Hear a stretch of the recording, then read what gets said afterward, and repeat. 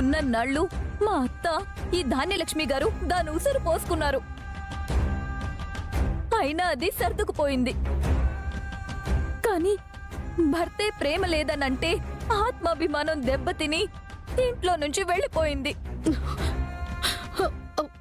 Aunty, mummy,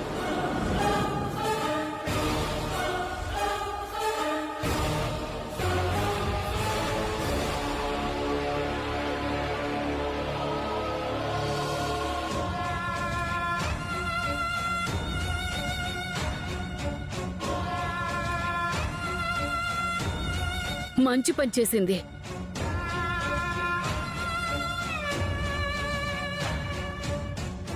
నా కోడలు కావ్య ఏమనుకున్నారు? పేదింటి నుంచి వచ్చిందనుకుంటున్నారా? సొంత వ్యక్తిత్వం లేదనుకుంటున్నారా? ఎవరు ఏమన్నా పడ్డ కావ్య భర్త మనసులో ప్రేమ లేదని చెప్తే నువ్వెంత, నీ లెక్కెంత అని పౌరుషంతో వెళ్ళిపోయింది. అపర్ణ, అది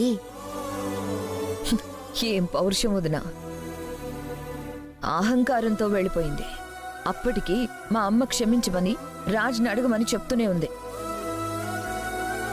నేనేం తప్పు చేయలేదు, నా ప్రాణం పోయినా క్షమాపణ అడుగను అనేసి వెళ్ళిపోయింది.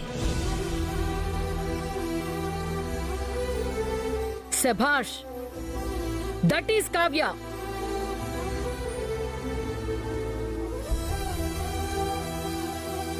ఏం తప్పు చేసిందత్తయ్య నా కోడలు? మీరెందుకు క్షమాపణ చెప్పమన్నారు? అది మన సంస్థ పరువు ప్రతిష్టలు కాపాడడానికి వెళ్ళింది. ఈ దుగ్గిరాల వారింటి గౌరవం నిలబెట్టడానికి వెళ్ళింది. వీడేదో అంటే నా కోడల్ని క్షమించమని మీరెలా అడగమన్నారత్తయ్యా?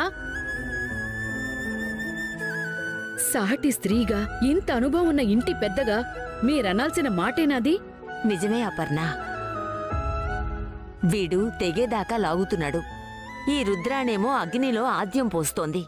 కావ్య అన్నమాట మీదే నిలబడింది. ఇదంతా ఎక్కడికి దారి తీస్తుందోనని భయపడి రాజీ కుదర్చాలనుకున్నాను. రాజీపడి బ్రతకడానికి అది మీ పెద్ద కోడలు కాదత్తయ్యా, నా కోడలు.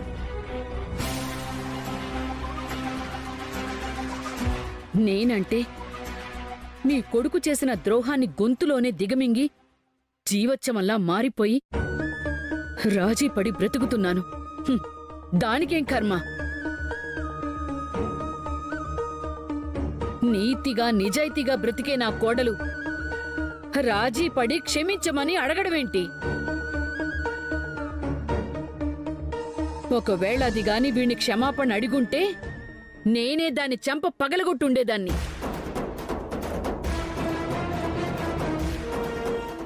వదినా ఇలాగే నీతి నిజాయితీ అంటూ నిన్ను బోల్తా కొట్టించింది. కంపెనీ నుంచి అసలు ఎలాంటి ఫోను రాలేదు. నీ ముందు అలా నటించింది. రాహుల్ మీద తప్పుడు కేసులు బనాయించి వాణ్ణి ఆఫీస్కి వెళ్లకుండా చేయడం కోసమే ఇదంతా చేసింది. రాహుల్ ఆనాడే అందరి ముందే కంపెనీకి వెళ్లనని తెగేసి చెప్పి ఇంట్లోనే ఉంటున్నాడు కదా. మళ్లీ కొత్తగా కంపెనీకి వెళ్లకుండా కావ్య ప్రయత్నం చేయడమేంటి? ఒక గడ్డిపోచ కోసం మహావృక్షాన్ని కూలదోసి దాటుకుని వెళ్లిపోయేంత పిచ్చిదనుకున్నావా నా కోడలు? నేను నా కొడుకు తలుచుకుంటే ఈ గడ్డిపోచని పీకి పారేయటం ఎంతసేపు?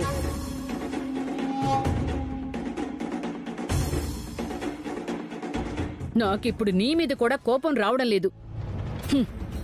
చెప్పుడు మాటలకి లొంగిపోయి కట్టుకున్న భార్యను అవమానించి మనసు విరిగిపోయేలా చేసిన నా కొడుకుదే తప్పు.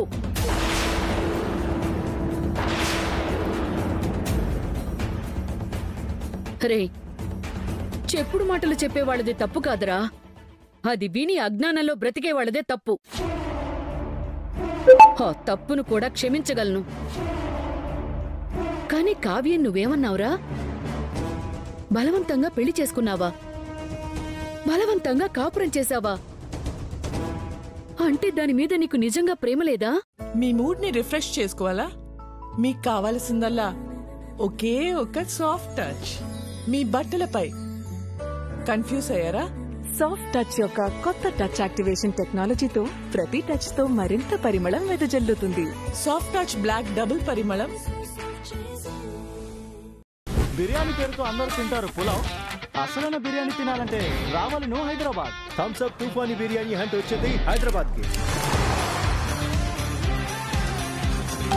ఇక్కడ మంచి బిర్యానీ ఎక్కడ దొరుకుతుంది? అరే అన్న, ఇది హైదరాబాద్, ఇక్కడ ఎక్కడైనా బిర్యానీ దొరుకుతుంది. క్రౌన్ అయితే మాకే దక్కాలి. Hyderabad biryani best. Whenever there is a biryani hunt, Thums Up Toofani challenge ఉండి తీరాల్సిందే. రెడీయా?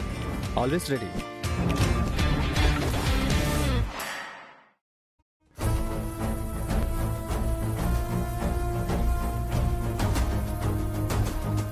కావ్య నన్ను నిర్లక్ష్యం చేసి వెళ్లిపోవడం వల్లే నాకిలాంటి పరిస్థితి వచ్చిందనే కదా నీ కోపం. ఆ కోపాన్ని మాత్రమే చూపించాల్సింది. కావ్య మనసుకి గాయమయ్యేలా మాట్లాడి పంపించేశావు కదరా. గుండె నిండా ప్రేమని నింపుకొని ప్రేమ లేదని చెప్తే ఆ పిచ్చిది ఏమైపోవాలరా. నువ్వు కావ్యని కావాలనే బాధ పెట్టాలని నీ మనసులో లేని మాటలనేసి వెళ్లగొట్టావు. నేనేం వెళ్ళిపోమనలేదు మమ్మీ. ఉండమని అన్నావా? రే, నేను చూసిన వాళ్లలో చాలా మందికి భార్య మీదున్న ప్రేమ తల్లి మీదుండదు. నీకు తల్లి మీదున్న ప్రేమ కళ్ళు మూసుకునేలా చేసింది. నా కోసమే కదా ఇదంతా చేశావు. ఇప్పుడు నేనే చెప్తున్నాన్రా, నా కోడలు నిర్దోషి, నా కోడలు నిప్పు. నువ్వే వెళ్ళి క్షమించమని అడిగి ఇంటికి తీసుకురా. మమ్మీ, నీకు నీ కోడలు ముఖ్యమైతే నాకు నా తల్లి ప్రాణమే ముఖ్యం. మా అదృష్టం బాగుండబట్టి నిన్ను మళ్ళీ చూడగలుగుతున్నా. ఏ కారణం చేతనైనా గాని కళావతి నిన్ను వదిలిపెట్టి వెళ్ళుండకూడదు. మమ్మీ, మళ్ళీ చెప్తున్నాను విను. కారణం ఏదైనా కానీ కొన్ని కోట్లు పోని అలా నిర్లక్ష్యంగా వదిలి వెళ్ళటం వల్లే నువ్వు ప్రాణాపాయ స్థితికి చేరుకున్నావు. అందుకు కారణమైన ఆ మనిషిని నేను వెళ్ళి పిలిచే ప్రసక్తే లేదు.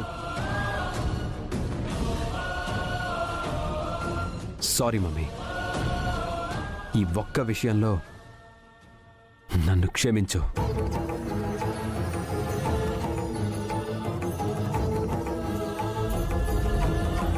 మంచిది, నేనే వెళతాను. నా కారణంగానే కదా నా కోడలు అన్ని మాటలు పడింది. నా కారణంగానే కదా వాడు నా కోడలి మనసు విరిగేలా మాట్లాడింది. నేనే వెళ్ళి తీసుకొస్తాను. ఆగమ్మా, నీ ఆరోగ్యం బాగోలేదు.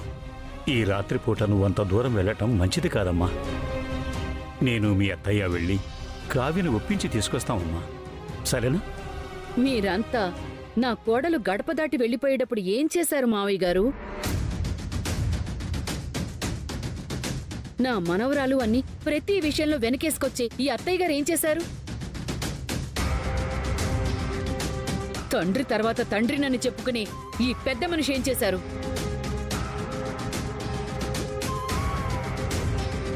నాకందరి మీద నమ్మకం పోయింది.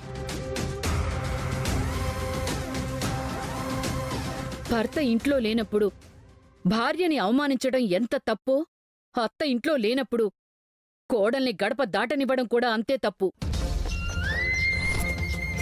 క్షమించండి, మీ అందరి పెద్దరికాన్నే విమర్శిస్తున్నందుకు. నాకెవ్వరి మీద నమ్మకం లేదు. నేనే వెళ్ళి నా కోడల్ని తీసుకొస్తాను. అపర్ణ,